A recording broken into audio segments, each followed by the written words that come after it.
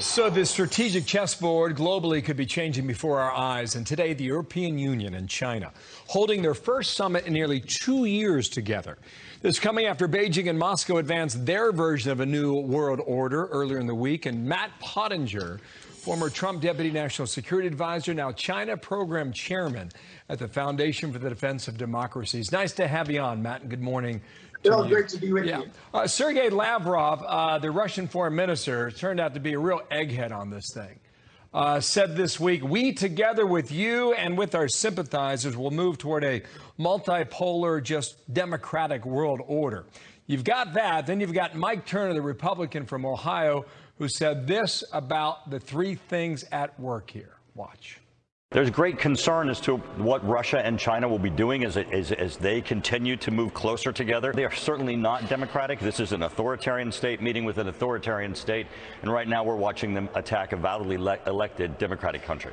He really got to the nut of it, Matt. What do you think of this relationship? What comes from this summit? Your view of it is what? Yeah, it's not just an authoritarian to authoritarian relationship. China is a totalitarian dictatorship.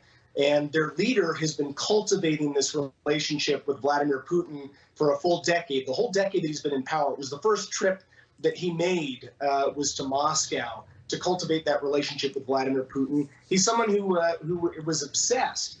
The Chinese leader was obsessed with the collapse of the Soviet Union.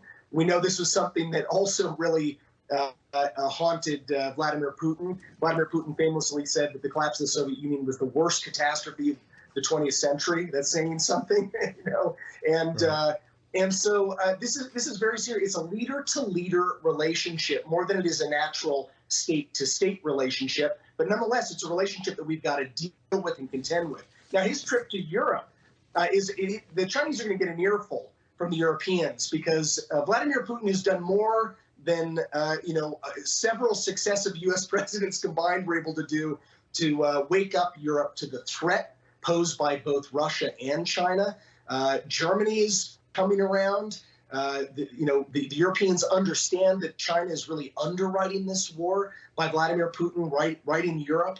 They're offering all kinds of diplomatic support, propaganda support, but also, as we learned from President Biden's phone call with the Chinese leader a couple of weeks ago, we have intelligence that suggests that China is on the verge of providing financial and military support. Well, that seems like the relationship is full on. You know, that's a 10 out of 10. And President Xi is blaming the United States for the war in Ukraine.